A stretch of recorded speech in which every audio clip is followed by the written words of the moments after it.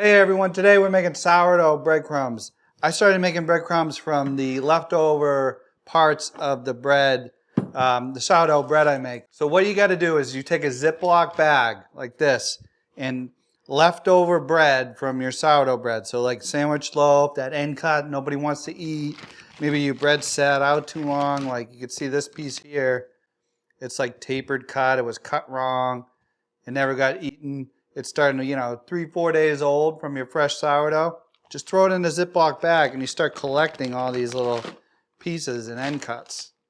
And I'm telling you, the breadcrumbs are incredible. We made chicken tenders last night with chicken breasts and tenders. And man, it really crisps up really well and tastes incredible. So here I got what I would call, for this recipe, there's 4 cups. And these are all like here, look, see that's the end of a sandwich loaf. You get the idea. Usually I'll just take the bag, I'll leave it out for a little bit before I make these so they're not totally frozen and too hard to work with. Or you can throw it in the microwave real quick. So guys, I do this in my blender. If you have a processor, same thing, right? Just use a food processor.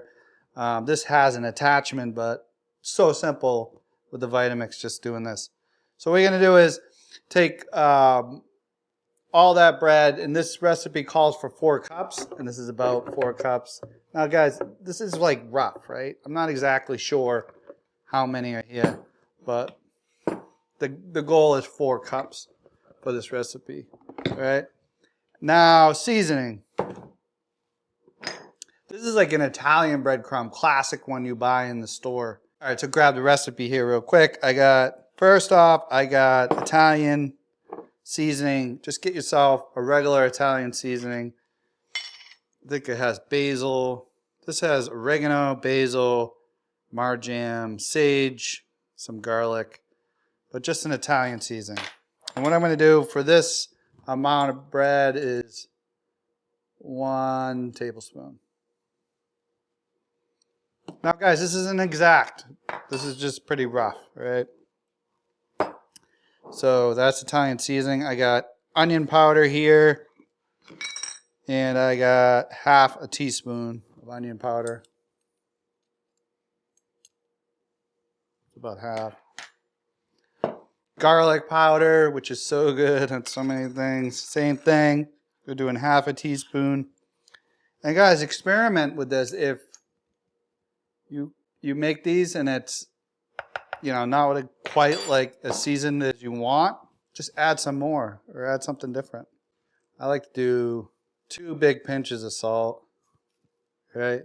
If you're heavy seasoning your meat, you don't have to add salt. You could just have no salt in your breadcrumbs.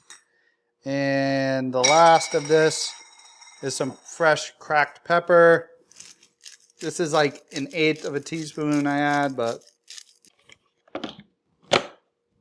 And then if you're using a Vitamix, just throw it on like 5 and then pulse. The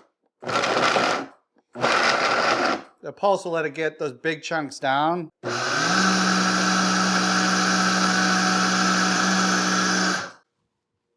right, guys, so now the thing to consider is these breadcrumbs are not like, the ones you get in the container that are super dry, and like these have some moisture to them, which you might say like, all right, so should I dehydrate these? Should I bake them a little bit and make them really dry? I haven't found any reason to do that. So kind of show you the consistency of this. They're a little bit thick, but you can tell they're soft. I mean, it's like spongy, right? Yeah, I'll show you. Kind of powdery and soft at the same time. Or, like a panko breadcrumb's a little bit thicker. This is about that size, but obviously you can just keep blending it, right? But this is like perfect for me. One thing to do too is go ahead, try it. And you could tell right now if you needed more seasoning. And I think this is perfect. So what do? How do we store these? You're just going to put them in a Ziploc bag, just like you did with your end cuts, right? You can even use that same bag over and over. And guys, when you store them in the bag, if you flatten it out a little bit like this, then when you store these and you got to break off, say you only need this much breadcrumbs, like a couple cups, you just kind of break it off and it breaks really easily from the freezer. It's not like an ice cube.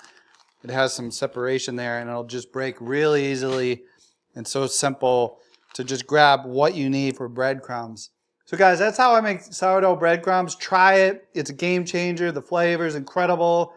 You use them when they're moist like this, right out of the freezer, and let me know in the comments, did you try it and what do you think? And I'll see you next time on Home Cooked Basics.